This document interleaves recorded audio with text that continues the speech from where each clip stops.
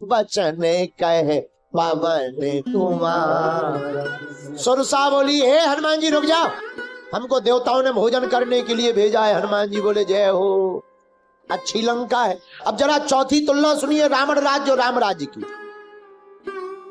जो राजा किसी की ना सुने वो रावण राज्य, और जो एक गिलहरी की भी न्याय को सुने वही राम राज्य।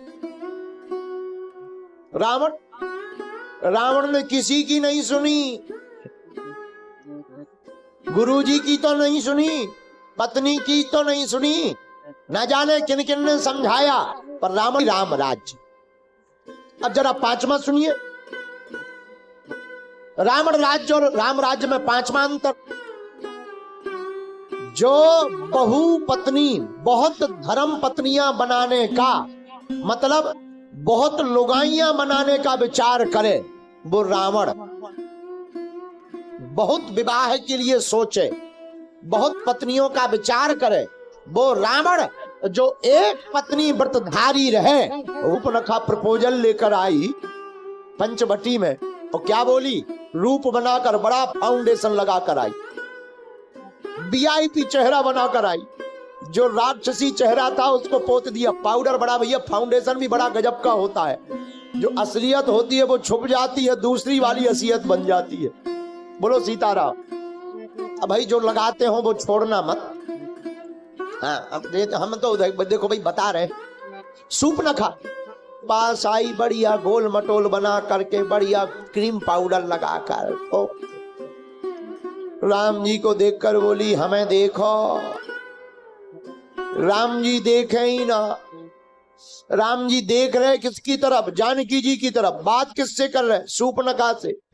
तो बात सूपनखा से करते हुए राम जी जानकी जी की तरफ देख करके कहते, कौन हो तुम, किस लिए आई हो? सूपनखा कहती, महाराज और सब छोड़ो, हमारी सीधी बात सुनो। क्या तुम कोई नारी नहीं है?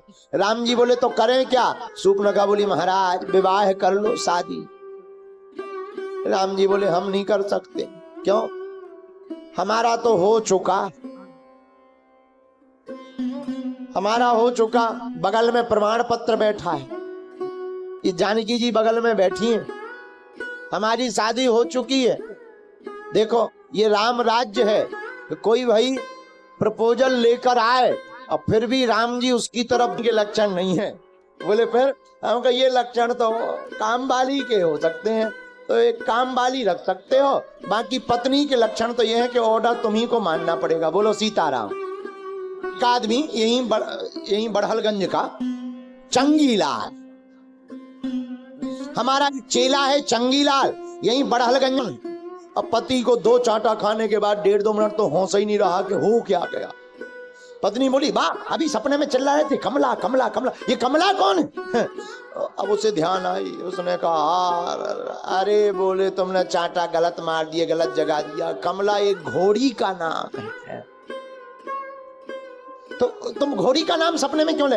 अरे भाई हमारा रेस लगाने का काम है, रेस में घोड़ी दौड़ती है, हम सपना देख रहे थे कि वो दौड़ रही तो मुश्किल है। जैसे ही नहाने पति बाथरूम में गया, सोई दरवाजा पत्नी ने खटखटाया। बोले क्या हुआ?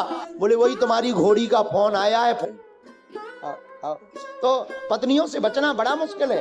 खैर हम ये नहीं कहेंगे कि नेताओं से बचना भी मुश्किल है, लेकिन ये विनोद की बात था। और राम जी एक पत्नी व्रतधारी हैं। मेरे प्रिय जनों, राम के चरित्र को जीवन में उतारना है तो ब्रह्मचर्य को जीवन में उतारना पड़ेगा। एक पत्नी व्रत धारण करना पड़ेगा, और जो एक पत्नी व्रतधारी होगा वही राम के आदर्श को जीवन में उतार पाएगा, और जो राम के आदर्श को जीवन में उतार पाएगा उसी के जीवन में राम राज्य आएगा। जो भाई के धन को हड़प करके खुद बैठ जाए, कुबेर की संपत्ति को हड़प लिया सो बन गया रावण, ये हो गया रावण राज। और राम राज जो अपने भाई के लिए संपत्ति को त्याग कर वन में चले जाएं, उन्हीं का नाम राम है, यही राम राज्य है। बोलो सीताराम। इसलिए मेरे प्रिय जनों, मेरे पागलों और मेरे भारत में रहने वाले लोगों, हमारी प्रार्थना है, अगर तुम अपनी जिंदगी